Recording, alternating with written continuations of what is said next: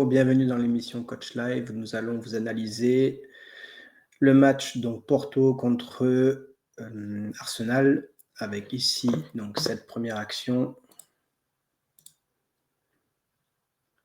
Donc là, on voit sur ce début de match, première action, on voit donc un travail qui est hyper intéressant, d'où la notion du bloc équipe. Donc là, on voit que le bloc équipe est sur la gauche à la base pour l'équipe des Bleus. Et donc, les deux joueurs qui se scindent en fait du groupe pour anticiper le circuit bas-côté, en fait, ils se scindent du bloc équipe. Donc, quand on se scinde du bloc équipe, on favorise le jeu intérieur. Donc, du coup, le jeu extérieur est plus compliqué. C'est pour ça qu'on voit bien que l'axial ne peut pas donner le ballon au latéral, ou alors il faudrait mettre une passe par-dessus propre, tranquille. Et du fait d'ouvrir en fait cette zone, d'avoir un bloc qui n'est pas en bloc, donne des opportunités. Et après, bien sûr, l'appel est impeccable et la passe est impeccable. Mais on voit bien le fait de scinder le bloc n'aide pas. Donc, il vaut mieux être en bloc et obliger le ballon à aller sur le côté. C'est toujours plus facile à défendre sur le côté au niveau de la ligne plutôt que d'ouvrir une brèche. Et là, typiquement, c'est bien une brèche qui est ouverte. Donc, on voit ici l'appel de l'ailier, le milieu offensif. Donc, très bon appel qui longe la ligne, qui ne va pas directement pour se mettre hors jeu. Il longe d'abord dans le tempo du passeur et dans le dos du défenseur. Donc là, super appel, super passe extérieure. Hop, je refais. Ici, tac, on voit l'extérieur qui est propre. Au moment de la passe, j'ai tiré la ligne de hors-jeu. On voit le ballon qui est dans les pieds au moment du toucher. Donc, on voit l'attaquant qui fait l'appel. Donc, il n'est pas hors-jeu. On voit la zone où il veut aller. Elle est bonne. Après, de la vitesse. Le défenseur fait un bel effort. Et ici, important pour les défenseurs, c'est pas parce que l'attaquant est en avance, qu'il va plus vite, qu'il faut le laisser faire. Donc, pour éviter de faire une grosse faute, il faut quand même le toucher, le pousser. Donc là, on voit l'importance du défenseur qui, maximum, essaie de le pousser. Alors, le pousser proprement pour le déséquilibrer, histoire que sa frappe soit pas hyper pure, même si là, elle est vraiment très belle. Et donc, on voit bien le mouvement du défenseur avec le coude et le bras, et l'attaquant qui, lui, essaie de rabaisser le maximum le ballon sur sa frappe. Donc, on voit la position du corps sur le ballon, pas en arrière. Donc, tout est fait pour aller amener le ballon plutôt le plus bas possible. Et là, on voit, c'est le gardien qui la touche, sinon elle serait sous la barre. Donc, c'est le gardien qui la touche. Et donc, elle va sur la barre. Ici, l'action du but. Du but, donc c'est la dernière seconde, dans les derniers instants du match.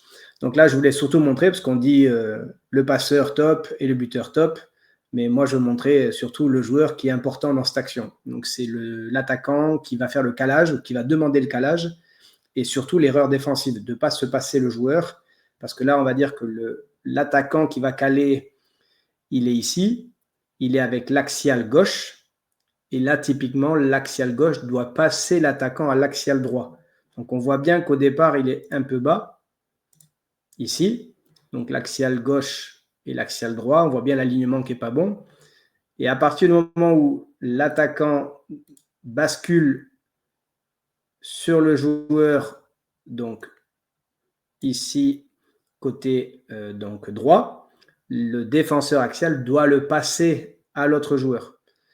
Sachant que les deux attaquants, souvent quand on met deux attaquants comme ça, on a un caleur qui vient au devant du ballon, proposer une solution, et un joueur qui, lui, va profiter de ce déplacement pour faire un appui, pour prendre l'espace qui est libéré. Donc là, typiquement, l'espace qui est libéré, c'est l'espace jaune derrière.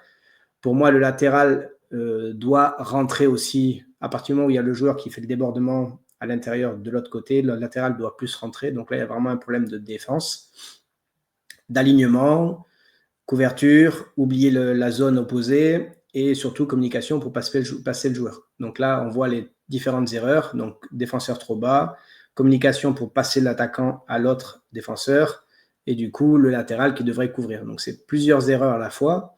Donc là, on continue l'action. Tac, le joueur continue et on voit qu'il ne se passe pas le joueur. Et donc là, on arrive ici avec le passage qui n'est pas donné, donc l'axial droit qui vient au devant alors qu'il n'a pas d'adversaire, d'où l'importance de lui passer l'attaquant. On voit l'axial gauche qui, lui, se retrouve dans une position à la fin qui est d'axial droit. D'accord ? On voit le milieu, lui, qui est souvent les joueurs du milieu ont tendance à aller vers le ballon, ne pas être dans l'anticipation, et même les défenseurs, la plupart du temps, c'est pour ça qu'on dit à l'attaquant souvent de faire la course inverse. Et là, typiquement, l'attaquant fait la course inverse, c'est-à-dire que la plupart des joueurs vont aller au devant du ballon, et lui, il fait typiquement s'il faut faire, c'est-à-dire il se fait oublier en passant, en faisant l'appel à l'opposé. Donc très bien. Et le latéral qui est en retard au départ. Et donc après, la justesse de la passe dans la continuité, la justesse de la passe par-dessus. Ici, on voit bien, il n'y a pas d'hors-jeu. Et pour moi, le gardien aurait dû être avancé parce qu'il n'y avait que cette solution-là, quoi. Donc le gardien, s'il est avancé, surtout qu'il était avancé au départ, s'il garde son avance, il peut reculer au départ, mais après, il est obligé d'avancer. À partir du moment où il y a l'oubli de l'attaquant tout seul, au moins, ça lui donne une possibilité d'aller couper la trajectoire ou de faire plus peur à l'attaquant. Donc là, ça fait plusieurs erreurs entre la défense et gardien. Et donc, dans la continuité, la passe est bien donnée, le contrôle super et l'enchaînement. Donc, si on refait le déplacement complet, l'appel est bon. Tac. Dans la course. Mouvement de bras pour le défenseur.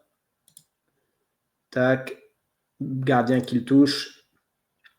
Ensuite, ici, il rentre à l'intérieur. On ne se passe pas le joueur. L'attaquant, lui, le premier vient faire le calage, le deuxième donc fait le contre-appel.